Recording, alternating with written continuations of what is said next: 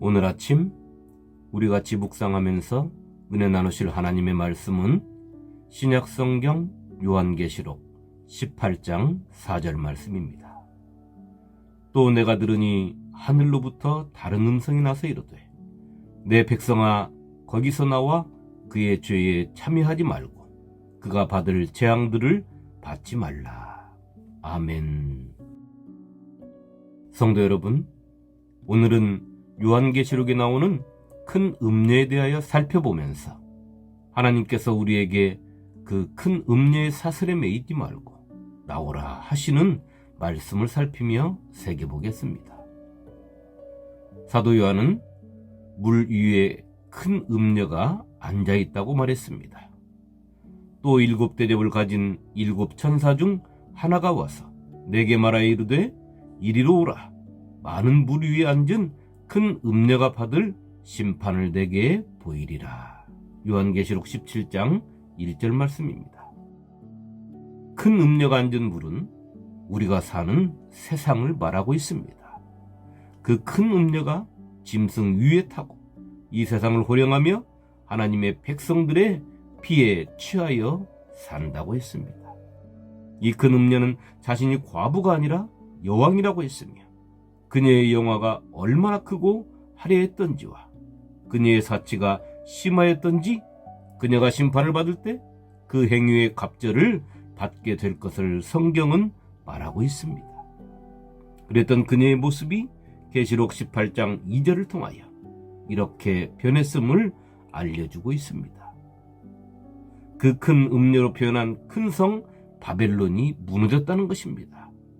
그리하여 그 화려하고 사치스럽고 세상의 모든 것들이 차고 넘치던 바벨론이 귀신의 젖으로 바뀌었고 각종 더러운 영이 모이는 곳이 되었으며 각종 더럽고 가증한 짐승과 새들만이 모이는 곳이 되었다는 것입니다. 이 큰 성 바벨론은 2번의 멸망을 맛보게 될 것입니다. 하나는 자신이 타고 있던 짐승에게 멸망당하고 그 화려함은 수치로 드러날 것입니다. 내가 본 바 이 열불과 짐승은 음녀를 미워하여 망하게 하고 벌거벗게 하고 그의 살을 먹고 불로 아주 사르리라. 요한계시록 17장 16절 말씀입니다. 짐승이 큰 성 바벨론의 세력을 회파하고 자신의 세상을 만난 듯 무소불위의 자리에 앉은 것처럼 행동하는 때가 온다는 것입니다. 그러나 이들의 끝은 이미 정해져 있습니다. 이 진리를 우리는 잊어서는 안 되는 것입니다. 다른 하나는 하나님에 의하여 완전한 멸망이 있는 것입니다. 이에 힘센 천사가 큰 맷돌 같은 돌을 들어 바다에 던져 이르되 큰 성 바벨론이 이같이 비참하게 던져져 결코 다시 보이지 아니하리라. 요한계시록 18장 21절 말씀입니다. 성도 여러분, 이 세상이 영원할 것 같아도 하나님의 때가 되면 멈출 수밖에 없는 유한한 세상이며 이미 기한이 정해진 세상인 것입니다.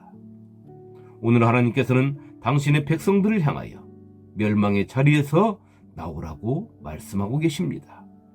내 백성아, 거기서 나오라. 여러분, 이 음성이 여러분의 귀에 들리십니까? 이 음성이 매일, 매 순간 들려져야 하는 것입니다. 하나님의 이 음성을 놓쳐서는 안 되는 것입니다. 우리는 이 세상에서 열심히 최선을 다하여 살아야 합니다. 그러나 그 열심과 최선이 하나님을 잃어버린 열심과 최선이 되어서는 안 되는 것입니다.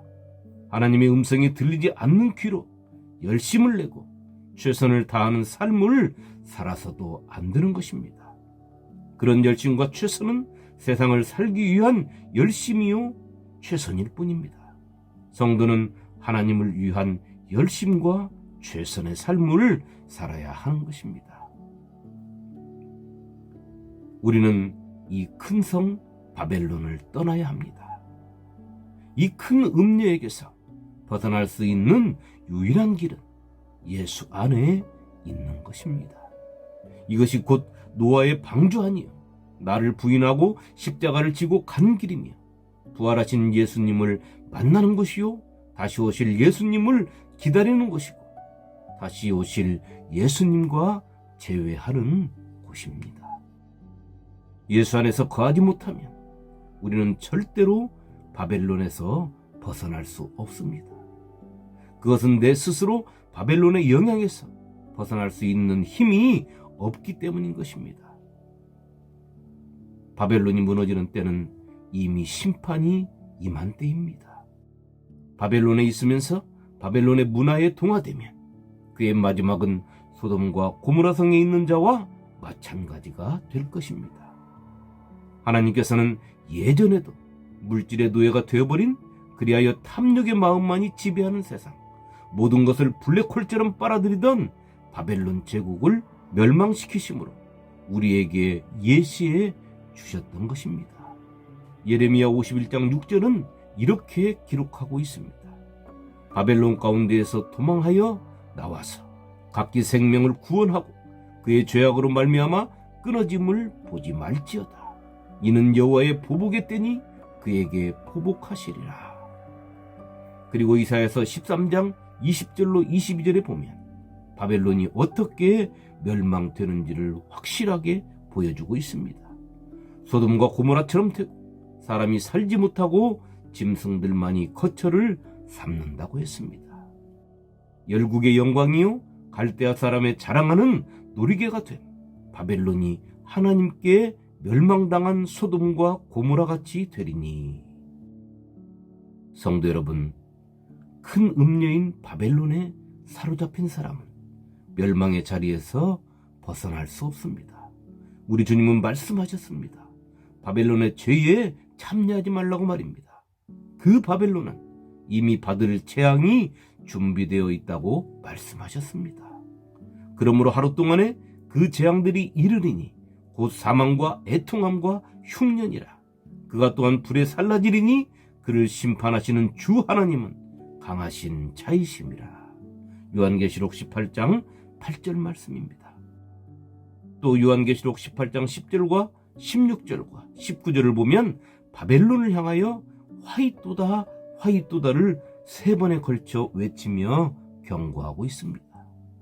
그리고 주님은 말씀하십니다. 한 시간에 너에게 심판이 이르렀다. 한 시간에 망하였다. 한 시간에 망하였다.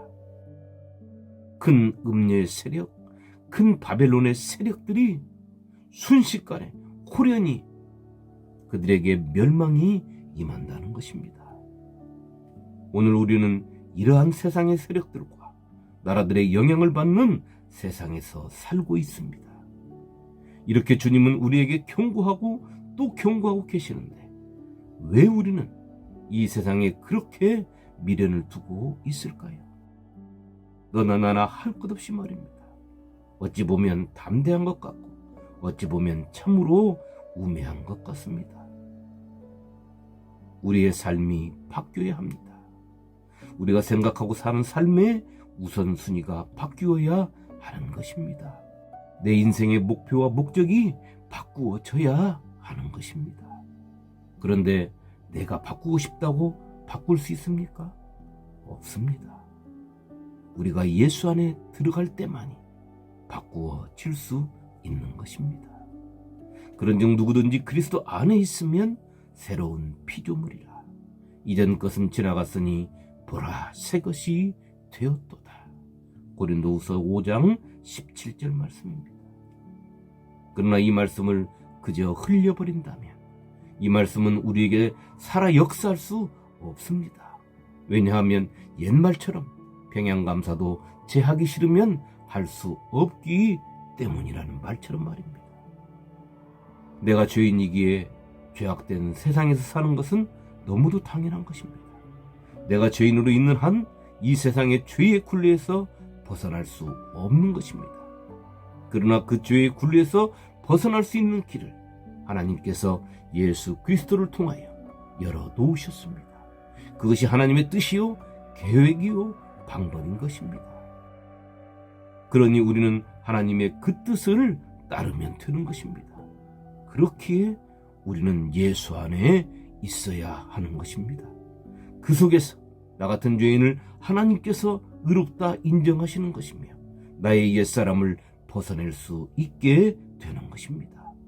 나의 옛사람을 벗어낼 때 우리는 이 세상에서 구원받은 자로서의 삶을 살 수 있고 내가 항상 주님의 음성을 들으며 살기에 이 세상의 풍조에 물들지 아니하고 시대를 분별하며 큰 성 바벨론이 지배하는 이 세상에 미련을 두지 않을 수 있게 되는 것입니다. 신약 성경 속 믿음의 사람들이 성령의 감동으로 살면서 기록한 말씀은 우리가 이 세상 속에서 믿음을 잃지 않고 살아갈 수 있도록 너무도 자세하게 제시해주고 있습니다. 성도 여러분, 여러분은 진정 구원의 길에서 주님을 기다리고 있습니까? 그렇다면 하나님의 경고의 말씀에 귀를 기울이시기를 축원합니다. 영원하지 않은 세상을 영원할 것으로 착각하고 그 세상에 빠져서 허우적대다가 갑자기 닥친 멸망 앞에 정신줄을 놓는 내가 되지 않도록 이 세상에서 육체에만 좋은 영양분을 채워 살찌우지 말고 건강한 영을 위하여 하나님의 생명의 말씀을 가까이 하고 영원한 생명길에 굳건하게 서서 하나님이 말씀하신 대로 이 큰 성 바벨론에서 언제든지 나갈 수 있는 거룩한 하나님의 백성이 되시기를 주님의 이름으로 축원합니다. 아멘.